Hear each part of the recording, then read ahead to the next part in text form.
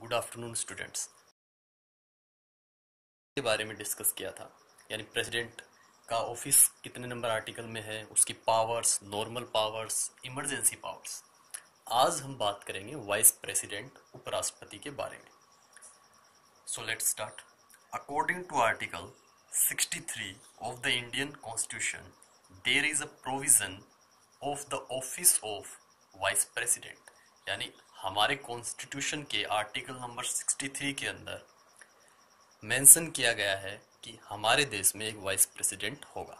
यानी जो article number 63 है उसके अंदर वाइस प्रेसिडेंट के ऑफिस को मेंशन किया गया है। The vice president is elected in joint session of both the houses of parliament. जो वाइस प्रेसिडेंट का इलेक्शन है वो राज्यसभा और लोकसभा दोनों पार्लियामेंट के हाउस जो है उनके जॉइंट सेशन के अंदर उनका इलेक्शन किया जाता है by the process of proportional representation bye means of single transferable votes through secret ballot. हमने राष्ट्रपति के टाइम भी पढ़ा था कि जो राष्ट्रपति का इलेक्शन है वो जो प्रोसेस है उसका वो कैसा है, प्रोपोर्शनल रिप्रेजेंटेशन वाला है और सिंगल ट्रांसफरेबल वोट सिस्टम है। सेम वही प्रोसेस वाइस प्रेसिडेंट के टाइम भी हम अप्लाई करते हैं, वाइस प्रेसिडेंट के इलेक्शन के टाइम अप्लाई करते हैं कि जो वोट है वो सिंगल ट्रांसफरेबल होगा और प्रोपोर्शनल रिप्रेजेंटेशन के द्वारा चुनाव होगा। सिंगल ट्रांसफरेबल का मतलब है कि वोट आप एक ही दोगे, एक ही, ठीक है, लेकिन वो प्रेफरेंस के अकॉर्डिंग ट्रांसफर होता जाता है एक कैंडिडेट से दूसरे कैंडिडेट को, जो कि वाइस प्रेसिडेंट के चुनाव में खड़े हुए हैं, जो उम्मीदवार हैं उनको। इसके बारे में हम क्लास में डिस्कशन करेंगे क्योंकि वीडियो के दौरान ये सब बताना थोड़ा सा मुश्किल है, समझाना भी और समझ पाना दोनों बातें। Through secret ballot. Secret ballot का सीधा सा है, जो भी आपका जो क्या बोलते हैं, आपका मत जो होता है, जो वोट होता है, वो आप सीक्रेटली एक मतदान पेटी के अंदर डालते हैं, ठीक है। यानी किसी को बताया नहीं जाता कि आप किसको वोट दे रहे हो, सीक्रेट रहता है। तो ये तरीका है जो कि हम प्रेसिडेंट के टाइम भी अप्लाई करते हैं और वाइस प्रेसिडेंट के टाइम भी। अब बात करते हैं, following are the qualifications required for the VP यानी वाइस प्रेसिडेंट। तो जो क्वालिफिकेशन क्या क्या होनी चाहिए एक व्यक्ति के अंदर जिससे कि वो देश का वाइस प्रेसिडेंट बन सके।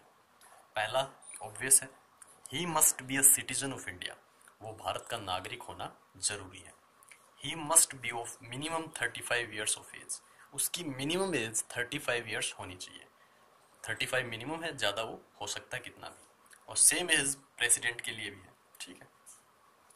He should have the qualifications which are required for a राज्य सभा member। वो सभी क्वालिफिकेशन इसमें उसमें होनी चाहिए जो वाइस प्रेसिडेंट के चुनाव के लिए खड़ा होना चाहता है। उसमें वो सभी क्वालिफिकेशन होनी मैंडेटरी है जो कि राज्यसभा मेंबर के अंदर होती है, क्योंकि उसे राज्यसभा का क्या बनना है, चेयरमैन बनना है। इसलिए उसमें राज्यसभा मेंबर के अंदर जो क्वालिफिकेशन होती है या राज्यसभा मेंबर बनने के लिए जो क्वालिफिकेशन चाहिए वो तो होनी ही चाहिए कम से कम। अब बात करते हैं रिमूवल फ्रॉम ऑफिस। यहाँ तक हमने बात की क्या उस कौन से नंबर आर्टिकल में होता है वाइस प्रेसिडेंट का ऑफिस। फिर हमने बात की क्वालिफिकेशन क्या चाहिए उसके लिए। अब बात करेंगे अगर वाइस प्रेसिडेंट को पद से हटाना हो या वो खुद छोड़ता है अपने पद को तो क्या प्रोसेस है। Tenure of the vice president is 5 years. ये हमें पता है कि वाइस प्रेसिडेंट का जो कार्यकाल है, टेन्योर है, वो 5 ईयर्स का होता है। बट ही कैन वॉलेंटियरली होता है अपनी इच्छा से, स्वेच्छा से, resign from his post also before the completion of his tenure. कई बार क्या होता है कि कुछ कारणवश, पर्सनल रीजन या कोई भी इशू की वजह से वो अपनी इच्छा से भी अपने पद से रिजाइन दे सकता है 5 साल से पहले, ठीक है। He can also be removed through a resolution which is passed by the total majority by Rajya Sabha and Lok Sabha respectively। उसे इम्पीचमेंट के द्वारा भी हटाया जा सकता है, रेजुलेशन कह लो चाहे, उस रेजुलेशन के द्वारा हटाया जा सकता है जो कि लोकसभा में भी मेजोरिटी से पास होना चाहिए और राज्यसभा में भी मेजोरिटी से पास होना चाहिए। मान लीजिए हमें वाइस प्रेसिडेंट को हटाना है तो रेजुलेशन लाना पड़ेगा, लेकिन एक खास बात है, जब हम ये रेजुलेशन लाने वाले हैं उससे 14 दिन पहले हमें इसकी इन्फॉर्मेशन देनी होगी कि हम ऐसा रेजुलेशन लाने वाले हैं, ठीक है। तो लास्ट लाइन में यही है, it is mandatory to give information regarding such regulation 14 days in advance। जब हम ऐसा रेजुलेशन लाने वाले हैं तो उसकी इन्फॉर्मेशन हमें 14 दिन पहले देनी पड़ेगी। अब ये रेजुलेशन मान लो अगर पहले लोकसभा के अंदर प्रेजेंट किया गया है तो वहाँ मेजोरिटी से पास हो, फिर जाएगा राज्यसभा में तो राज्यसभा में भी मेजोरिटी से पास हो, उसके बाद प्रेसिडेंट के सिग्नेचर होंगे और जिस दिन प्रेसिडेंट सिग्नेचर करेगा उसी दिन से वाइस प्रेसिडेंट को हटा हुआ मान लिया जाएगा। अब कुछ पावर्स भी दिए गए हैं वाइस प्रेसिडेंट को, ज़्यादा नहीं है लेकिन जितने भी हमें पढ़ने पड़ेंगे। Powers and function of the VP यानी vice president. Following are the powers and function of the vice president. सबसे पहला क्या है? Ex officio chairman of the Rajya Sabha.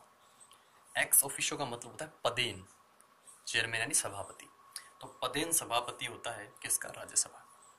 Vice president is the ex officio chairman of the Rajya Sabha, यानी राज्यसभा का जो chairman है, पदेन सभापति है, वो वाइस प्रेसिडेंट साहब होते हैं। As he is not a member of Rajya Sabha therefore he has no right to vote. कि हमें पता है कि जो वाइस प्रेसिडेंट है वो राज्यसभा के चुनाव जीतकर राज्यसभा के अंदर नहीं पहुंचा है, ठीक है, इसीलिए राज्यसभा का मेंबर नहीं माना जाता। तो जो भी वोटिंग राज्यसभा में होती है उसमें वाइस प्रेसिडेंट पार्ट नहीं लेते, उनका वोट नहीं डाला जाता। लेकिन इसके पीछे भी बट एक अलग बात हम देखते हैं।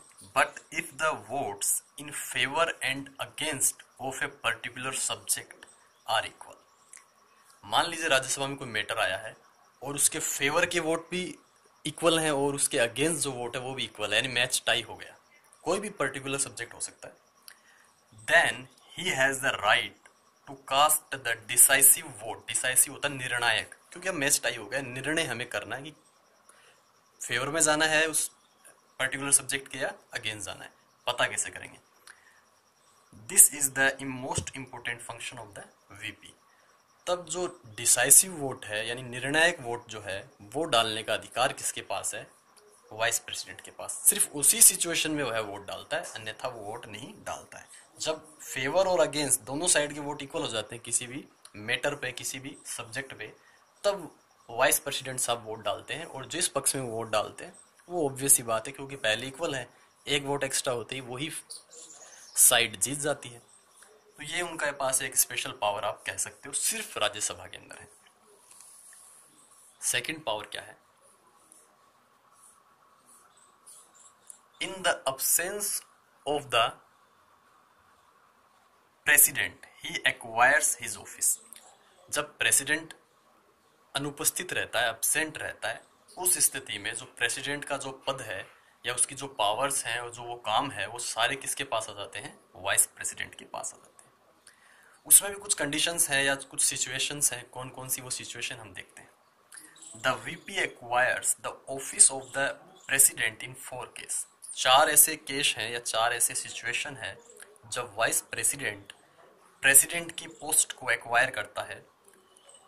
फर्स्ट है इन case of death of the president. मान लीजिए प्रेसिडेंट का कार्यकाल 5 साल का होता है और तीसरे साल ही प्रेसिडेंट की डेथ हो जाती है किसी कारण से।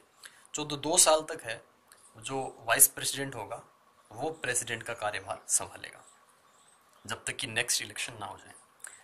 इन केस ऑफ प्रेसिडेंट्स रेजिग्नेशन, वही बात, मान लीजिए अपने टेन्योर से पहले प्रेसिडेंट ने रिजाइन दे दिया है तो वो पोस्ट खाली हो चुकी है प्रेसिडेंट की, तो उस पोस्ट को या जो सारे काम है प्रेसिडेंट के बिहाफ में वाइस प्रेसिडेंट करेंगे जब तक कि टेन्योर कंप्लीट ना हो जाए और नया इलेक्शन ना हो जाए प्रेसिडेंट का। थर्ड है इन case of removal of the president through impeachment. President को इम्पीचमेंट के थ्रू बीच में हटा दिया गया है टेन्योर से पहले, तब उस पोस्ट को कौन संभालेगा? वाइस प्रेसिडेंट संभालेगा। If the president being incapable, incapable होता है असमर्थ होना, टू फुलफिल हिज रिस्पॉन्सिबिलिटीज। मान लीजिए कि प्रेसिडेंट अपनी ड्यूटीज, अपनी रिस्पॉन्सिबिलिटी को पूरा करने के लिए, फुलफिल करने के लिए असमर्थ है। कौन से कारण हो सकते हैं? सच एज इलनेस, या तो बीमार हो सकता है तो वो अपनी रिस्पॉन्सिबिलिटीज को पूरा नहीं कर सकता कुछ समय के लिए। और इन केस ऑफ फॉरेन विजिट, विदेश यात्रा पे गया हुआ है बाहर किसी देश में, उस समय अगर भारत में प्रेसिडेंट के किसी काम की आवश्यकता है या प्रेसिडेंट की आवश्यकता है किसी काम के लिए, तब वो काम वाइस प्रेसिडेंट प्रेसिडेंट के बिहाफ में करते हैं। ठीक है, तो वाइस प्रेसिडेंट का हमारी बुक के अंदर इतना ही पोर्शन है। ठीक है, ज़्यादा बड़ा है नहीं, छोटा ही पोर्शन है, तो हम इसे यही ख़त्म करते हैं। Thank you.